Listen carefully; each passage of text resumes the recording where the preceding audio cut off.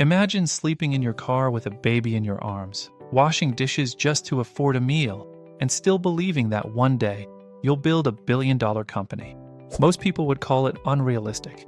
John Paul DeJoria called it his future. This is the story of a man who started with zero and still found a way to rise. John Paul was born in Los Angeles to hard-working immigrant parents.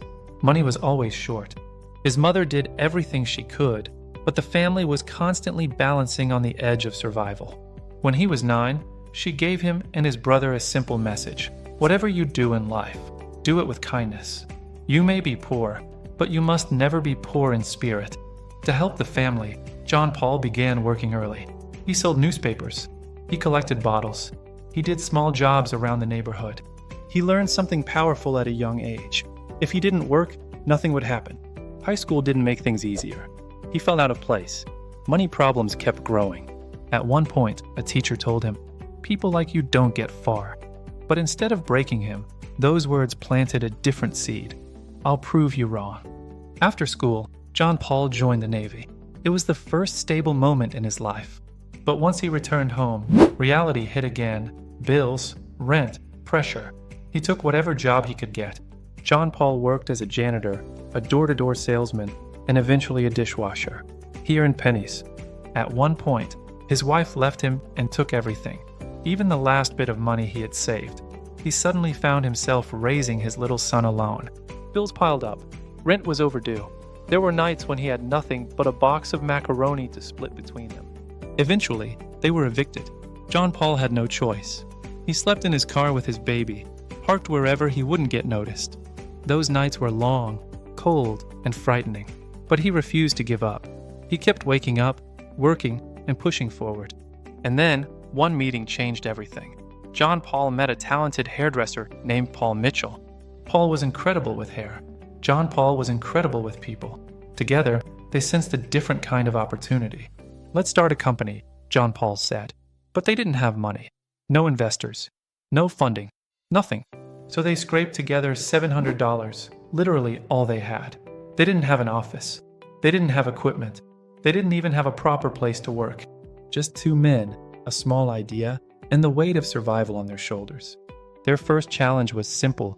No one believed in them. Every salon they visited said no. Some said their products wouldn't sell. Some said customers wouldn't care.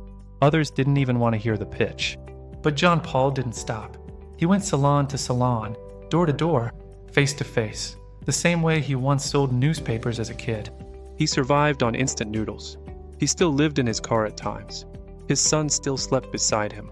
But something powerful was building momentum. One day, a small salon owner finally said yes. She ordered a few bottles. She tried them. Her customers loved them. "That's all we needed," John Paul said later. Not confidence, just one chance. That single order led to another, and suddenly, hairdressers across the city started noticing. Paul Mitchell became more than a small idea. It became a rising brand.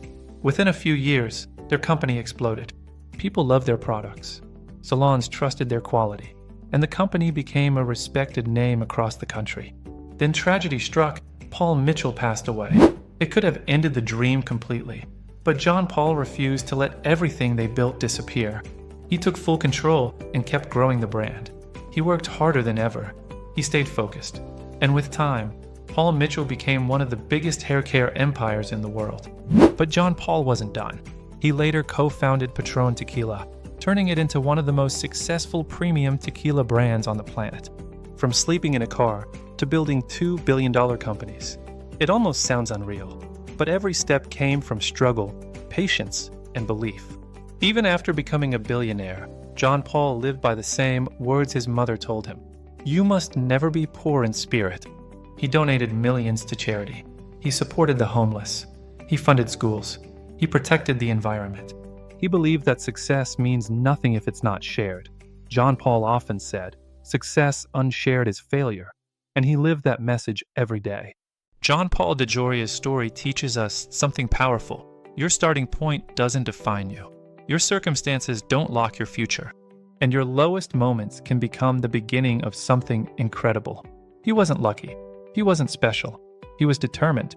A homeless dishwasher who became a billionaire. If he can rise, someone watching this can rise too.